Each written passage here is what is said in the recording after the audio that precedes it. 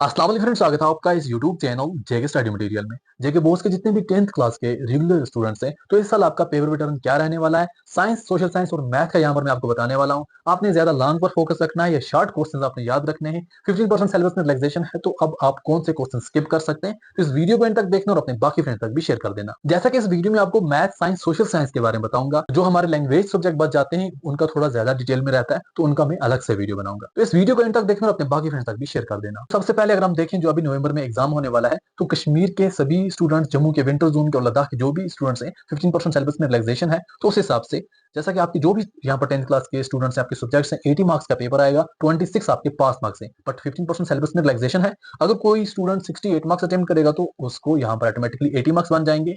तो आप सिंपली कोई भी 12 मार्क्स स्किप कर सकते हैं अपने सिलेबस में से। आपको बोलूंगा, अगर आपको टाइम अच्छा है तो पूरा पढ़ो, नॉलेज गेन होगी। अगर टाइम पूरा नहीं है तो कम से कम 10 मार्क्स स्किप करो, 12 पूरे मत करो, दो ऐसे ही रिजर्व रखो। तो अगर पास मार्क्स की बात कर रहे हैं, अगर कोई स्टूडेंट 22 मार्क्स की अटेम्प्ट करेगा, अगर उसके 22 यहाँ पर करेक्ट हुए तो वो कन्वर्ट होकर 26 बन जाएंगे। बट अपनी कोशिश फुल मार्क्स पर रखो, 22 पर क्या ही रखोगे। पहले स्टार्ट करते हैं मैथ के बारे में। देखो, मैथ में आपका जैसा कि पहला सेक्शन एमसीक्यूज टाइप क्वेश्चंस होते हैं। टोटल आपको 20 क्वेश्चन पूछे जाएंगे, 1 मार्क्स ही, टोटल 20 मार्क्स बन गए। फिर वेरी शॉर्ट क्वेश्चन होते हैं, जो आपको 6 क्वेश्चन पूछे जाएंगे, 2 मार्क्स वाले, टोटल 12 मार्क्स बन जाएंगे। फिर मीडियम क्वेश्चन होते हैं 3 मार्क्स वाले, 8 क्वेश्चन, जो 24 मार्क्स बन जाएंगे। फिर लॉन्ग क्वेश्चन होते हैं 6 क्वेश्चन होते हैं 4 मार्क्स वाले, जो आपको यहाँ पर 24 मार्क्स बन जाएंगे। अब मैथ होता है सब कुछ, जो भी क्वेश्चन पूछा जाता है उसको पूरा लिखना होता है, यहाँ पर लॉन्ग शॉर्ट का कोई मसला नहीं है।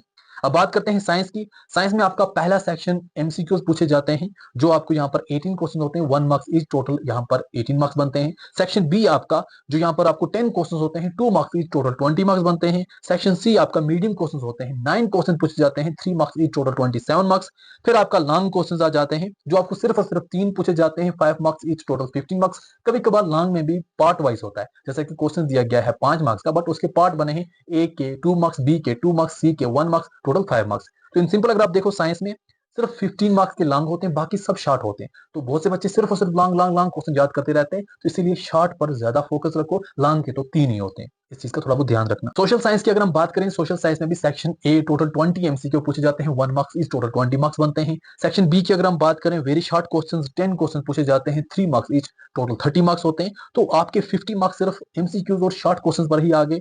फिर आपका जो मीडियम का हिस्सा होता है, या फिर हम बोले लॉन्ग क्वेश्चन, 5 क्वेश्चन पूछे जाते हैं, 5 मार्क्स ईच, टोटल 25 मार्क्स। इन 5 में से 4 क्वेश्चन सिंपली लॉन्ग क्वेश्चन होते हैं, जिनका आंसर करना होता है। एक क्वेश्चन आपको पैसेज बेस्ड होता है, पैसेज दी जाती है, नीचे क्वेश्चन दिए जाते हैं, ऊपर पैसेज से ही आंसर निकालने होते हैं।